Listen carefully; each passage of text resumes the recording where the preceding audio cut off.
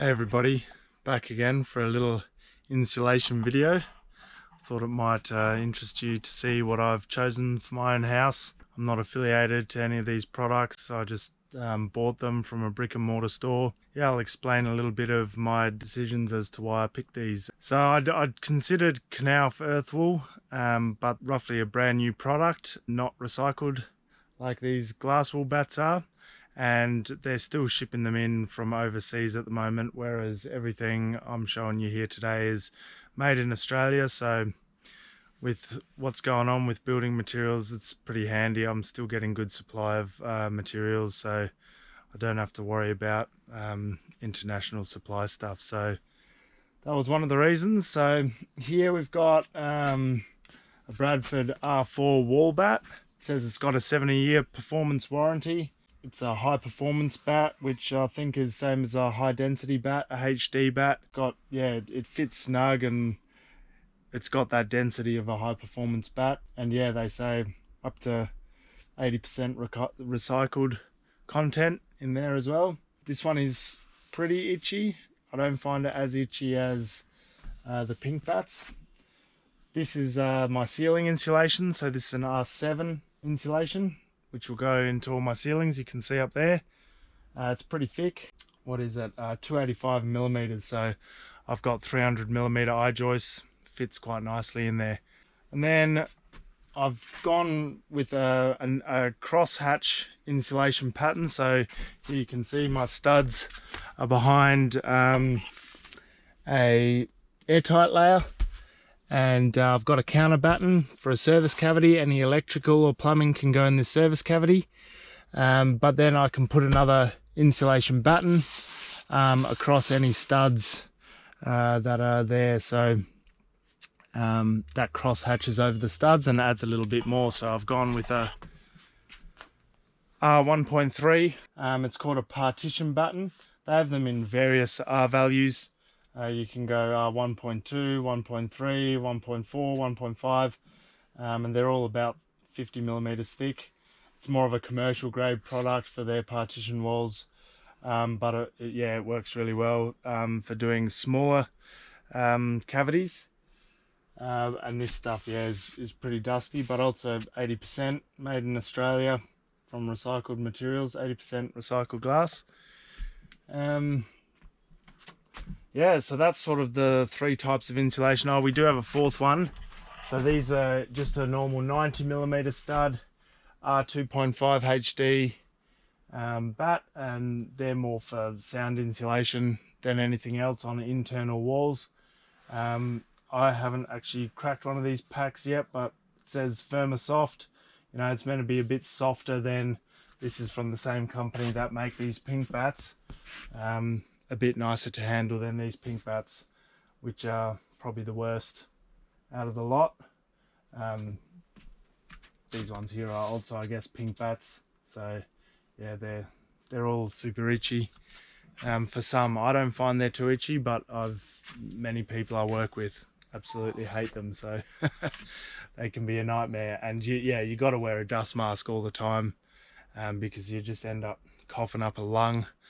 Installing and cutting these, they just put out a lot of dust when you cut them, but this says low dust formula, so hopefully they end up being a bit better. But yeah, I'm installing mostly this R7 and this R4.0 into the walls, so yeah, this is the one I'm using the most. So yeah, I'll go show you a few fitting stuff of what we do. I might link some photos now of putting insulation between double studs, and that I find it's better to shove insulation in than anything else. Like some people cork it or seal it with no more gaps, but putting insulation in, if the timber shrinks or moves a bit, that insulation can adjust with it. It's a bit softer and it goes nicely. When you're fitting the bats, you want to ensure you have a pretty tight fit, so that there's absolutely no gaps. You know, you can see all the way in. It's nice and tight.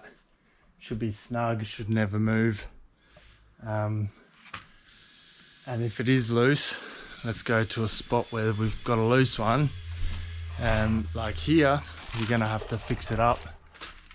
There's a loose section there. And gaps like that, you'll want to shove insulation in as well, so you've got 0 gaps. Because like they say, you know, a 5mm gap can be up to 50% loss of R value. So yeah, you want to just make sure every little bit is nice and snug, so that over that, you know, over the next 100 years, it's gonna stay in there nice and firm, not slip, not sag, and be all tight. And you also got to make sure it's tight in against any other batts that that have had to be installed. So yeah, everything just goes in nice and tight, nice and neat, and zero holes. And if you're not getting that sort of result, I'd be talking to your contractor or whoever it is. You know, here we've got a little gap, so what do? I often just shove, you know, another strip in the whole way to seal it up a bit tighter. So we go around and do all our final checks and put in the last bits of insulation. We go in, fit most of it, and then we go back through, you know, any knots, any gaps, just start filling up with insulation. Here's another little detail. Instead of using expanding foam around windows, I usually just shove insulation. Expanding foam is pretty unhealthy for the installer. Even wearing a mask or something barely does anything. I read in some of the MSDS sheets for expanding foam, you need to have a closed circuit breathing apparatus, which that's like a scuba tank or something like that. You know, you've got your own independent air supply. But doing it with insulation is pretty easy. I don't know if you can see in there, we've got our insulation shoved in between the window and the gap. You're better off over compressing your insulation in these instances rather than having a gap form. So we shove a fair bit in there, and I know it does reduce the R value having it all compressed, but that means if there's any movement around the window, that insulation will move with it, whereas the expanding foam often does crack or shrink or gets UV damaged. So yeah, that's how we're tackling that one. So yeah, that's about it. Just yeah, keep it tight, keep it 100% coverage every little bit. If you do have a situation where a gap does form, I usually just especially on the rafters up here, you can see I've shoved an extra little bit of insulation in. These got a bit gappy down the side.